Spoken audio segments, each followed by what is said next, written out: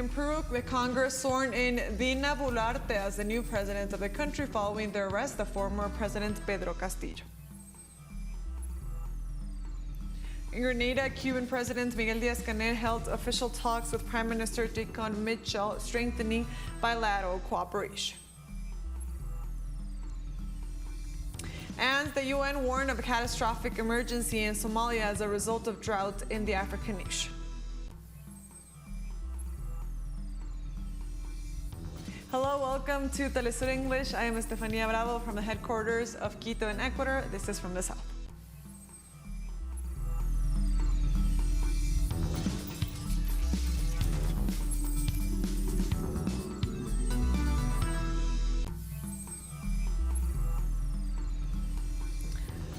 The Peruvian Congress sworn in Vice President Dina Boluarte as the new president of the country. The move comes after former President Pedro Castillo dissolved Congress and the legislative body in turn approved a motion of vacancy against him. Castillo's measure responded to the citizens' demand for the reestablishment of the rule of law and democracy. In view of this, the new president Dina Boluarte asserted that she will assume the presidency of the nation with responsibility, and at the same time she asked for a political truce to declare a government of national unity.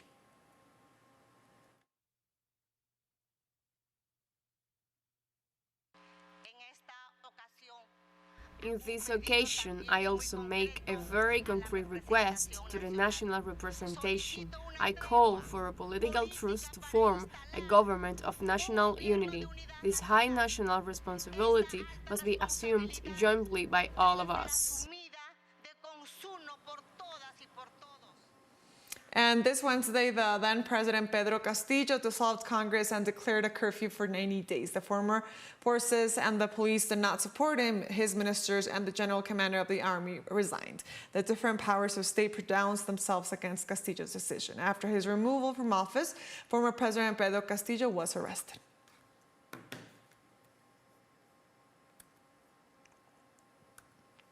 Who is Dina Boluarte, the newly sworn-in president of Peru? The now first woman president of the country graduated as a lawyer from the University of San Martín de Porres. Boluarte also worked as a lawyer and the head of the offices of the National Registry of Identification and Civil Status.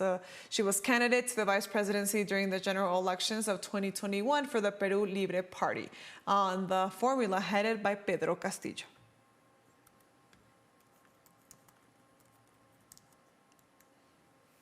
President of Mexico, Andrés Manuel López Obrador, introduced on Wednesday a series of laws that modify the electoral law and limit the actions of the Electoral Institute and the Electoral Tribunal. The president explained during his morning press conference at the National Palace that the changes were approved on Tuesday night after the opposition rejected the constitutional reform. Obrador also pointed out that those who reject the reform also reject that the citizens elect the electoral counselors and refuse to reduce the budget of the National Electoral Institute.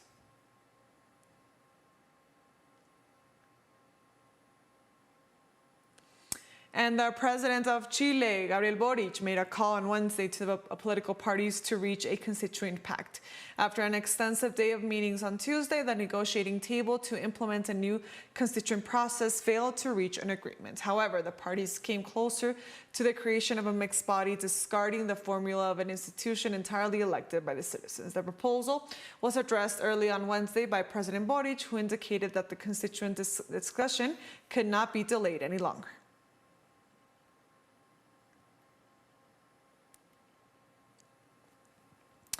And on Wednesday, Cuban President Miguel Díaz-Canel held official talks with the Prime Minister of Grenada, Dina, through which they promoted bilateral cooperation. According to Cuba's presidency Twitter account, both leaders specified that they will expand collaboration in agriculture, health, infrastructure, education, environment, climate change, among others. Díaz-Canel met with the President of the Grenadian Senate, Decima Williams, and with the spokesman of the House of Representatives, Leo Cato. The Cuban president arrived on the capital from Barbados, where he headed his national delegation from the 8th CARICOM Cuba Summit.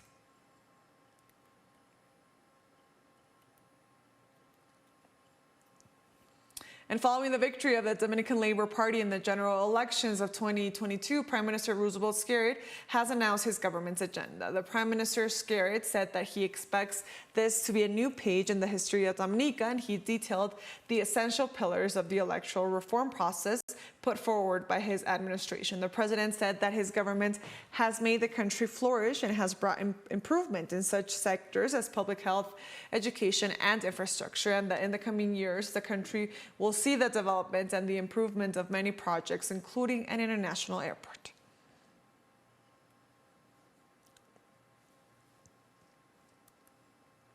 In the U.S., the Democrats control the U.S. Senate after the electoral victory in the state of Georgia. Raphael Warnock for the Democrat Party won this Tuesday the second round of elections in Georgia after obtaining an absolute majority in the Senate. After the elections, the Democrats gained 51 seats, while the Republicans 49, which resulted in a parity routine that for 2 years led them to depend on the defining vote of Vice President Kamala Harris.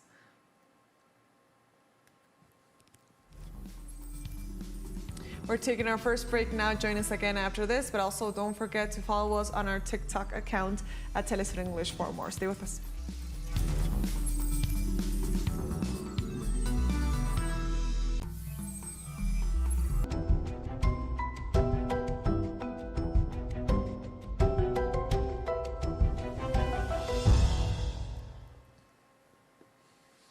Welcome back to From the South. More news now. Hawaiian authorities have mobilized the National Guard in response to the eruption of the Mauna Loa volcano, the world's largest active volcano, whose lava threatens to reach a major highway in the area.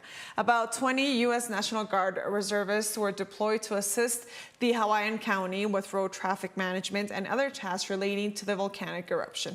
The U.S. Geophysical Institute bulletin said the Mauna Loa lava front is now 3.5 kilometers from the road, and conditions make it difficult to estimate it or when the lava flash will touch the asphalt.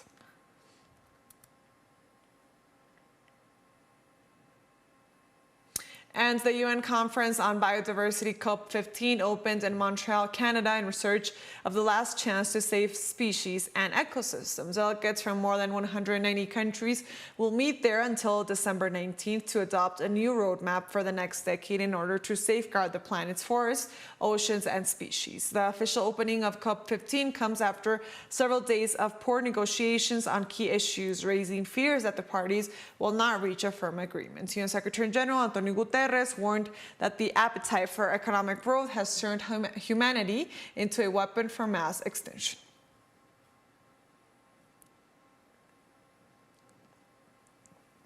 And Spanish officials said 2 commuter trains collided near Barcelona early on Wednesday, injuring more than 150 people, through none seriously. The crash occurred around 7:50 a.m. local time at a station in Spain's northeastern Catalonia region. The trains were reportedly traveling in the same direction and collided while one was parked at the station. According to official reports, medics tended to 155 people on site, with 39 later taken to medical centers for further treatment. The reported injuries were limited to knocks and bruises. About 800 passengers were on the 2 trains. Catalan police are investigating the causes of the incident.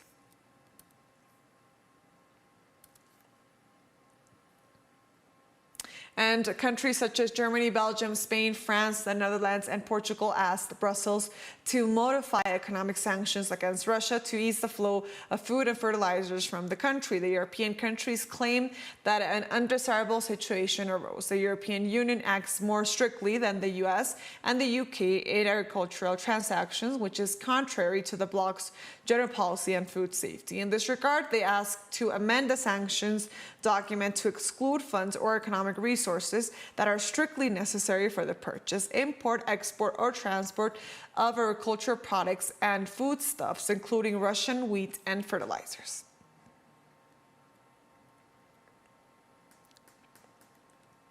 Russian officials did not exclude the possibility of moderately reducing its oil production, given the uncertain situation caused by the decision of the European Union and the Group of Seven to cap the price of Russian crude. Meanwhile, Deputy Prime Minister Alexander Novak, who is in charge of Moscow's energy affairs, stated that Russian oil is in demand on world markets and the country will continue to sell oil using new insurance mechanisms, new ways of cooperation between companies, and alternative means of transportation. Novak warned that Moscow does not accept the price limit imposed in an artificial and non-market way, which can only lead to a global decline in investment, a shortage of oil supplies, and finally, an even greater increase in prices. EU member states agreed last week on a $60 per barrel cap on the price of Russian seaborne crude.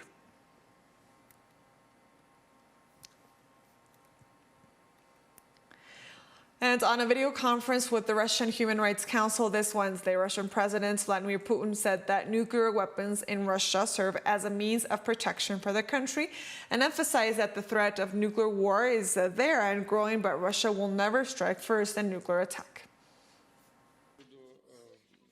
Regarding threats of nuclear wars, you are right. This threat is growing. There is nothing to hide here regarding the fact that under no circumstances will Russia strike first.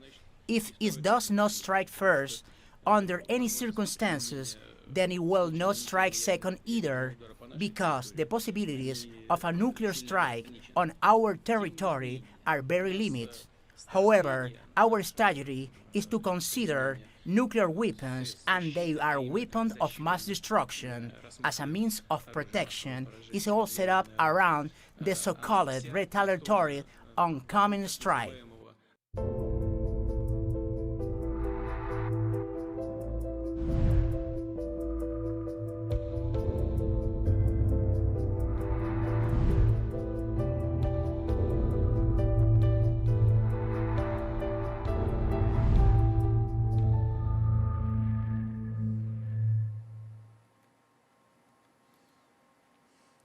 And the Chinese government on Wednesday eased rules on isolating people with COVID-19 and dropped coronavirus test requirements for some public places.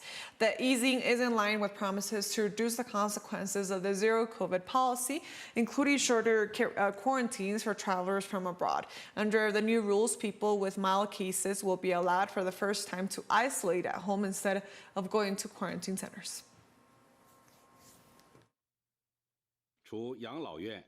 Except for nursing homes, welfare homes, medical institutions, kindergartens, primary and secondary schools, and other special places, negative certification of virus tests, health codes, and travel records will no longer be checked. Such checks will not be taken on those moving cross regions any longer, and virus tests upon landing will no longer be carried out. China's foreign ministry on Wednesday defended the country's coronavirus response after the National Health Commission announced a series of measures rolling back some of its anti-COVID restrictions. In the past 3 years, the Chinese government has always put the people on life first and constantly improved the COVID measures in light of the situation to ensure effective epidemic prevention and economic and social development. In the face of the new situation and new tasks, we made adjustments to our prevention and control measures, which reflects our spirit of making decisions based on facts and being responsive to the latest situation. We're taking one last short break now. Join us again after this, and also follow me on my Twitter account at teleSUR for more. Stay with us.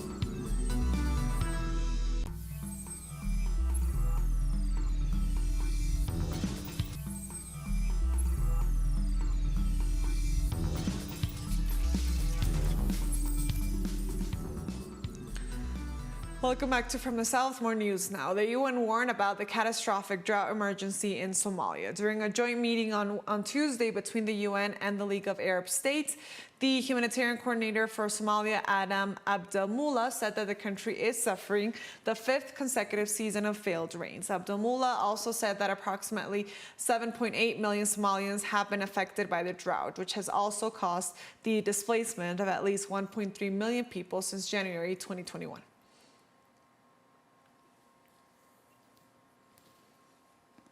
And a new round of peace talks between the Democratic Republic of Congo government and representatives and major rebel groups ended with the Kenyan capital city Nairobi on Tuesday. The talks involved the current presidents of Kenya, Burundi, the DRC, Rwanda, and Uganda, as well as former Kenyan President Uhuru Kenyatta, who is acting as the facilitator of the peace process, and representatives of armed groups from the DRC.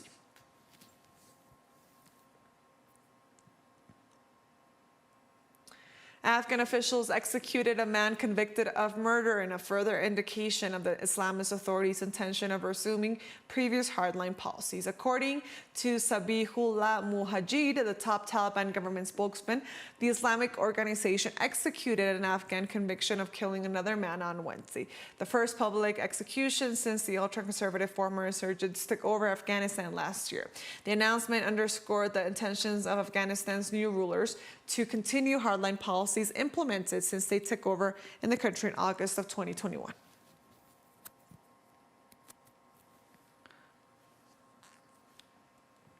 A coalition of 24 European and Palestinian organizations reveal that hundreds of international financial institutions have invested in illegal Israeli settlements, agriculture, and industry in occupied Palestinian territories.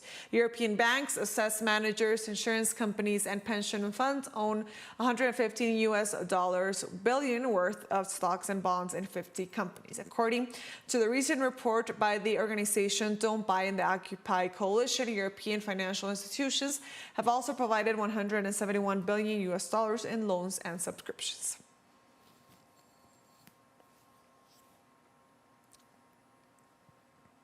The UN Secretary General's Special Envoy for Syria, Geir Peterson, visited Damascus on Wednesday as part of his ongoing engagement with the Syrian authorities to promote the political process aimed at overcoming the crisis in Syria. Our correspondent, Hisham Wanous, has more.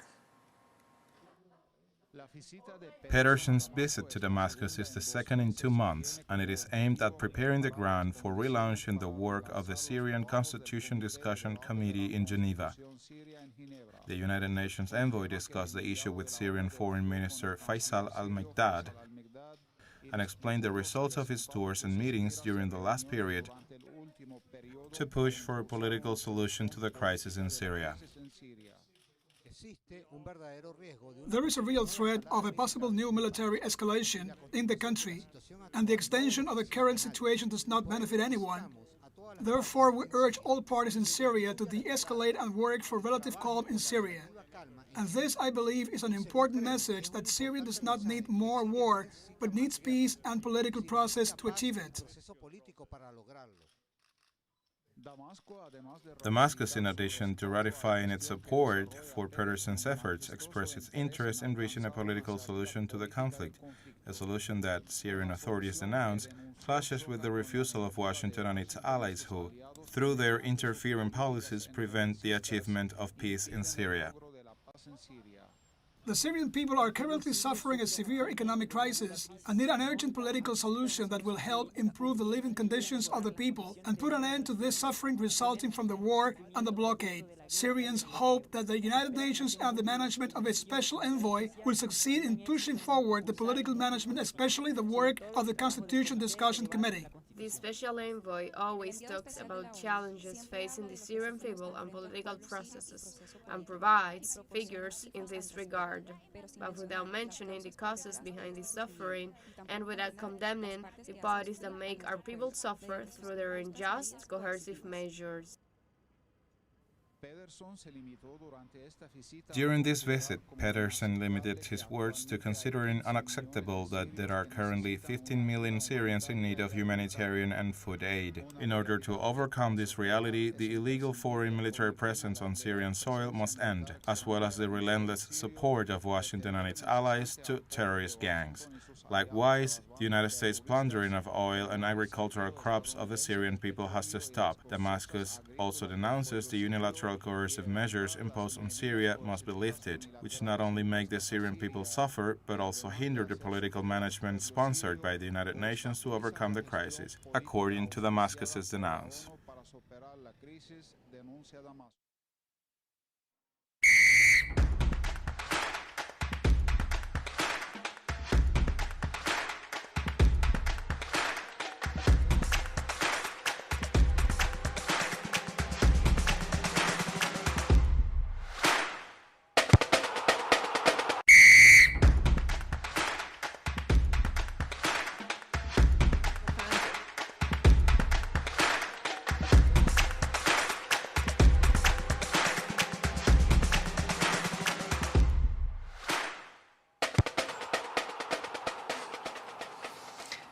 Just as the heart of millions of fans live the emotions of the Qatar 2022 World Cup, teleSUR joins the sporting event with From the Field, a show that brings news, analysis, reviews, and more to our audience. Don't miss it. Our show airs at 1 p.m. local time Caracas, 12 p.m. New York. Remember, From the Field, only on teleSUR. And with that story, we've come to the end of this news brief, but remember, you can find these and more stories on our website at telesurenglish.net.